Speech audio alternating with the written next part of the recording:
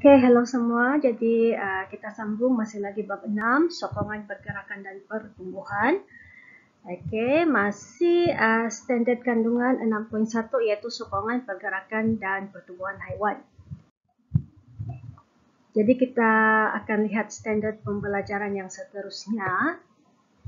Yang pertama, menghuraikan fungsi rangka dalam haiwan. Kedua, mencerahkan sistem rangka manusia. Ketiga, membandingkan kekuatan tulang yang padat dan tulang yang berongga. Dan yang keempat, menghubung kaitkan sistem sokongan dengan faktor kestabilan haiwan. Okay, jadi kita lihat standard pembelajaran yang pertama iaitu fungsi rangka dalam bagi haiwan. Jadi haiwan vertebrata ini, haiwan yang berangka dalam, haiwan vertebrata, kita boleh bahagikan kepada tiga. Yang pertama, haiwan vertebrata darat. Okay. Kemudian yang kedua adalah haiwan vertebrata akuatik, artinya haiwan yang tinggal di dalam air. Okay. Dan yang ketiga adalah burung. So kita akan bincangkan fungsi rangka dalam bagi setiap kelas haiwan berikut. Jadi yang pertama sekali kita lihat haiwan vertebrata di darat. Okay. Jadi di sini kita ada contoh rangka dalam bagi seekor gajah lah. Ini adalah seekor gajah. Jadi haiwan vertebrata darat ini dia memerlukan rangka yang kuat lah, yang sepadan dengan badannya yang besar. Okay. Dan ada dua bahagian dalam rangka yang sangat penting, iaitu lengkungan pektoral, di mana lengkungan pektoral ini bersendi dengan kaki hadapan haiwan, yang ini ya. Kemudian yang kedua adalah lengkungan pelvis. Lengkungan pelvis ini dia menyambungkan badan haiwan ini dengan kaki belakang. Yang ini lengkungan pelvis. Okay. Jadi lengkungan pektoral, lengkungan pelvis ini, dia punya ciri-ciri itu dia mestilah kuat. Okay. Kuat kerana dia akan menyokong berat badan haiwan tersebut. Okay. Yang ini contoh lain rangka dalam bagi haiwan di darat. Kamu tahu ke apa ini? Yang pertama ini unta, yang ini adalah kuda. So cuba kamu lihat kedua-dua rangka ini. Kamu lihat bahagian tulang belakangnya. Okay, dia punya vertebra. So kalau kamu lihat unta ini dia melengkung ke atas, manakala yang kuda pula dia akan melengkung ke bawah. Okay, kenapa dia melengkung? Kenapa dia tidak lurus saja? Jadi lengkungan ini ke atas dan ke bawah ini dia memberikan sokongan yang lebih kuat kepada otot-otot yang melekat pada tulang belakang. Okay, dalam masa yang sama, keadaan yang melengkung ini dia membolehkan tulang belakang itu menahan daya graviti yang bertindak pada haiwan tersebut sebab di darat kan. Okay. Next one, kita lihat pula haiwan vertebrata akuatik yang tinggal di dalam air. Jadi contoh di sini adalah rangka dalam bagi seekor paus. Okay. Jadi paus ni besar kan? Tapi cuba kamu lihat dia punya rangka itu. Rangka dia tu jauh lebih kecil daripada badannya. Okay, dia punya rangka dalam itu lebih kecil berbanding badan. Dan di sini dia punya lengkungan pektoral. Okay, lengkungan pektoral ini adalah dia punya lengkungan pelvis. Okay, sangat kecil. Kecil dan lemah. Kenapa kecil dan lemah? Okay. Ini disebabkan haiwan vertebrata akuatik ini yang tinggal dalam air, berat badannya tu sebahagian besar disokong oleh daya apungan air. So dia tidak memerlukan rangka yang besar lah. Okay. Dan kalau kita lihat dia punya lengkungan pelvis di sini pun tidak bersambung mana-mana. Macam tidak fungsi langsung bahkan. Alright. Okay, ini yang terakhir kan? Okay, kelas haiwan rangka dalam yang terakhir adalah burung. Okay, so ini burung. Jadi burung ini dia punya rangka dalam ini dia sudah beradaptasi lah. Jadi kalau kita lihat pun kita boleh nampak beza dia dengan yang haiwan vertebrata darat tadi kan. Okay, yang pertama sekali burung ini dia mempunyai sternum. Sternum ini bahagian dadanya itu. Jadi kalau kamu tengok tulang dada dia ini, dia adalah pipi dan luas. Okey, tujuan dia sebagai tempat pelekatan lebih banyak otot untuk penerbangan. Okey, selain daripada itu, tengkorak seekor burung juga lebih kecil. Okey, supaya dia ringan lah, dia mau meringankan dia punya tulang. Dan tulang itu adalah berongga dan ringan supaya memudahkan burung tersebut terbang. Okey. Alright, sekarang kita pergi lagi sistem rangka manusia. Yang ini tulang kita. This one quite interesting lah sebab ini kita punya kan. Okey, jadi sistem rangka manusia kita boleh bahagikan kepada dua bahagian lah, iaitu yang pertama rangka paksi dan yang kedua adalah rangka appendage. Okay, so rangka paksi ini maksudnya rangka yang utama, yang mana terdiri daripada tengkorak kita. Okay, yang ini adalah turus vertebra, kita punya tulang belakang itu. And then kita ada sternum dan juga tulang rusuk. So sternum yang ini, tengah-tengah ini. Okay, yang ini ya. Tengah-tengah ini, sternum, tulang rusuk inilah kita punya ribs itu. Okey, ini adalah rangka paksi. Manakala rangka appendage pula terdiri daripada lengkungan pectoral. Kita pun ada lengkungan pectoral. Okey, yang mana lengkungan pectoral ini menyambungkan badan kita dengan kita punya tangan lah. Kalau dalam haiwan tadi dengan dia punya kaki hadapan kan. Jadi pada manusia tangan kita bersendi dengan kita punya tangan. Kemudian tulang tangan kita lah. Okey. Yang ini pula adalah lengkungan pelvis, dan lengkungan pelvis ini dia akan bersendi dengan tulang kaki. So ini adalah rangka appendage. Okey. Ini rangka paksi. Jadi kita lihat satu-satu. Yang pertama sekali tengkorak. Jadi tengkorak manusia dia terbahagi kepada dua bahagian. Okey, yang pertama ini tulang kranium. Tulang kranium fungsi dia adalah melindungi otak kita. Okey. Kemudian bahagian hadapan kita ini kita panggil sebagai tulang muka lah. Jadi tulang muka ini fungsi dia memberikan bentuk asas kepada muka kita. Rangka muka kita kan. Selain daripada itu menyokong gigi lah, tempat gigi kita melekat. Okey. Okay, next one adalah turus vertebra, kita punya tulang belakang. Okey, jadi turus vertebra ini dia terdiri daripada 33 ruas tulang kecil ataupun kita panggil sebagai vertebra lah. Ini ya, vertebra ini yang kecil ini. Ada 33 semuanya, 33. Jadi tulang-tulang kecil ini dia bersambung dan membentuk satu turus yang kuat dan melentur. So, ini fungsi dia lah, kita punya tulang belakang dia bukan lurus, dia melentur. Melentur, okey.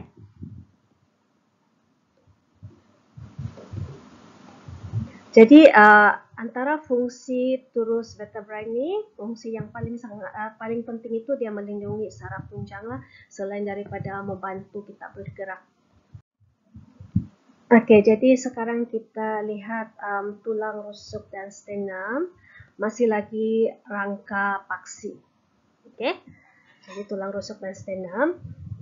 Rusuk kita terdiri daripada 12 pasang tulang rusuk, yang mana tulang-tulang rusuk ini dia bersendi dengan vertebra thorax, iaitu di bahagian belakang. Okey, ini sternum, vertebra thorax yang ini. Vertebra thorax ini sebahagian daripada kita punya turus vertebra. Yang ini. Jadi bahagian belakang ini dia bersambung di belakang kita punya tulang rusuk. Kemudian daripada 12 pasang tulang rusuk ini, 7 pasang bersendi dengan sternum secara terus. Okey. 1, 2, 3, 4, 5, 6, 7 dia bersambung kan? Bersambung terus dengan sternum yang bahagian tengah-tengah dada kita ini. Okey. 3 lagi tulang rusuk lagi dia bersambung secara tidak langsung oleh rawan. So, 1, 2, 3 ini dia bersambung dulu dengan rawan, baru bersambung sini. Artinya dia sharing, dia tidak terus-terus kan? Okey. Manakala dua pasang lagi, iaitu dua yang terakhir itu tergantung bebas. Ya. Boleh nampak ini dia tidak bersambung dengan kita punya sternum lah, dia tergantung. Okey. Jadi kita punya fungsi utama tulang rusuk dan sternum ini melindungi organ utama, yang mana organ utama di sini adalah jantung dan juga paru-paru. Okey, jadi sekarang kita pergi kepada rangka appendage. Jadi yang pertama ini lengkungan pectoral. Okey, jadi lengkungan pectoral ini dia terbahagi kepada ada dua, terdiri daripada dua, iaitu clavicle dan juga scapula. Okey, clavicle dan scapula. Yang ini clavicle kan bersambung dengan kita punya bahagian tulang rusuk dan juga sternum ini dia bersambung di sini. Yang ini pula scapula, di mana scapula ini dia akan bersambung dengan tulang tangan, iaitu humerus lah, sebahagian daripada tulang tangan. Tapi yang pectoral ini dua sahaja. Okey, jadi fungsi lengkungan pectoral ini dia menghubungkan tulang tangan kita dengan rangka paksi. Alright.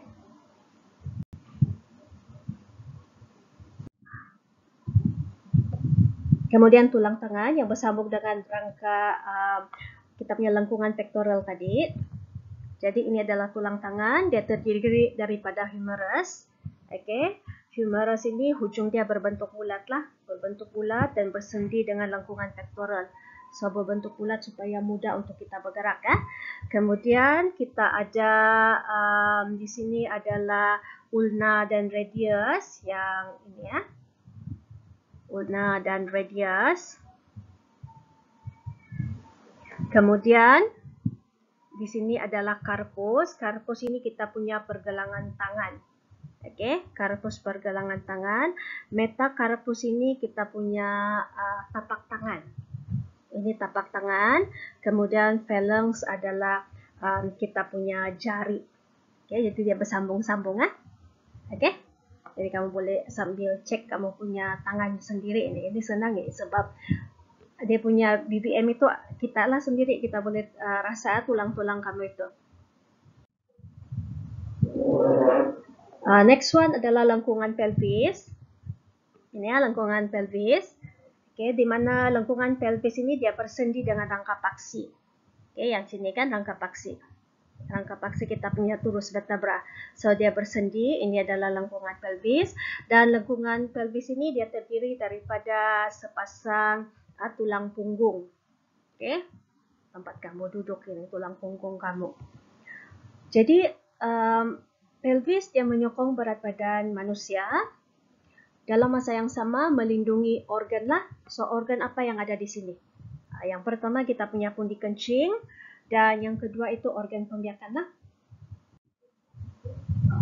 Dan yang terakhir untuk rangka appendage adalah tulang kaki. Jadi ini tulang kaki itu kan. Okay, ini tulang kaki. Ini semua tulang kaki. Ini pelvis tadi. Jadi pertama sekali kita ada femur. Di mana hujung femur macam itu humerus tadi. Hujung dia ini adalah berbentuk bulat dan bersendi dengan lengkungan pelvis tadi. Okey, kemudian kita ada patella. Ini tempurung lutut kamu. Okey, tempurung lutut ah. Kemudian ada fibula dan tibia. Ini membentuk kita punya ini betis, tulang pada betis. Okey, tibia yang besar sedikit, fibula yang kecil sebelah luar. Kemudian kita ada tarsus. Tarsus ini pergelangan kaki. Metatarsus kita punya tapak kaki dan phalanx ataupun tulang jari kaki. Okey, next one membandingkan kekuatan tulang yang padat dan tulang yang berongga. Jadi vertebra dia mempunyai tulang yang besar kan? Okey, jadi kamu imagine tak kalau gajah semua itu kan, kalau tulang dia itu padat macam keberatan membawa tulang saja dia kan. Okey, oleh sebab itu tulang kita ini berunggah. tulang haiwan ini dia berongga, dia bukan padat melulu tulang begitu. Kamu pernah juga makan apa bahkan ayam kah begitu kan? Kalau kamu pecahkan tulang dia itu dia ada ruang-ruang kosong di dalam, dia berongga. Oke. Kenapa dia berongga? Sebab tulang yang berongga ini banyak kelebihan. Pertama sekali dia ringan. Ringan tetapi masih lagi kuat. Oke. Dan dia mempercepatkan pergerakan lah. Kalau tidak nanti kita keberatan tulang saja. Gajah tu pun payah-payah mau bergerak sebab berat kan kalau fully dia punya tulang. Selain daripada itu, tulang yang berongga ini dia memerlukan kalsium dan fosforus yang kurang. Okey?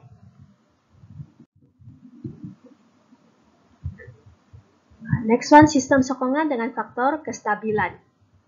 Okey, jadi yang ini kamu sudah pernah belajar sebelum ini.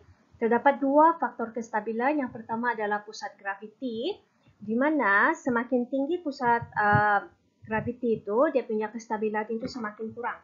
Okey, makin tinggi dia makin kurang, bahkan artinya cepat jatuh, tidak stabil.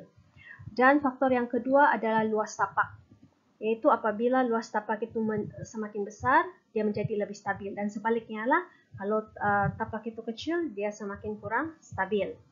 Jadi berdasarkan kepada dua faktor kestabilan ini, haiwan dia ada adaptasi sendirilah untuk mengekalkan kestabilan. Okey, jadi kita lihat contoh, ada dua contoh lah. Kita lihat yang pertama ini zirafah. Jadi zirafah ini haiwan yang tinggi kan? Okey. So, bila tinggi maksudnya pusat graviti dia tinggi lah.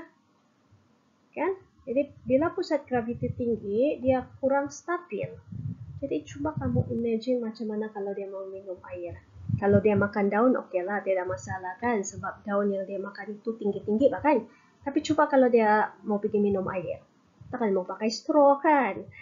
Alright, so apa yang dilakukan oleh zirafah ini, apabila dia minum air, dia akan mengangkangkan kakinya.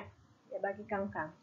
Okey, tujuannya untuk menambahkan luas tapak dalam masa yang sama, merendahkan pusat graviti supaya zirafah itu tidak tumbang lah waktu dia minum. Kan? Kamu imagine tak kalau dia tumbang tu kan aduh kasihan. Okey? Itu contoh yang pertama lah. Next one, contoh yang kedua. Ini kita tiada juga ini. Kangaroo tapi pernah nampak di TV bahkan. Jadi kangaroo ni dia pergerakan dia tu secara melompat bahkan, di mana dia melompat menggunakan dua kaki belakangnya. Yang ini macam jadi tangan dia pula kan. Dia guna kaki belakangnya sangat kuat untuk melompat. Okey, tetapi dia punya kelemahan apabila dia mau berdiri, dia tidak mau lompat, dia mau berdiri diam-diam. Kangaroo ini dia menjadi tidak stabil. Okay, menjadi tidak stabil dan mudah tumbang kalau dia tidak bergerak, kalau dia tidak melompat. Jadi, apa yang berlaku di sini? Kan? Apa yang berlaku? Dia ada ekor dia ini, ekor dia itu dia ampai bah. Okay? Ekor itu dia ampai di sini, di mana ekor ini memberikan satu sistem sokongan bagi mengelakkannya daripada tumbang. Okay? Jadi dia macam jadi tongkat lah ni, kaki yang ketiga. So dia mengekalkan kestabilan. Okay? Yaitu dengan menambah luas permukaan. Berbanding kalau tiada ekor ini. Kamu imagine kalau tiada ekor, dia punya luas permukaan itu kecil saja. Tapi bila dia tambah ekor dia ni, luas permukaan itu menjadi lebih besar, maka lebih stabil lah, kestabilan itu meningkat. Okay? So itu sahaja you guys. Thank you very much. Take care. Bye.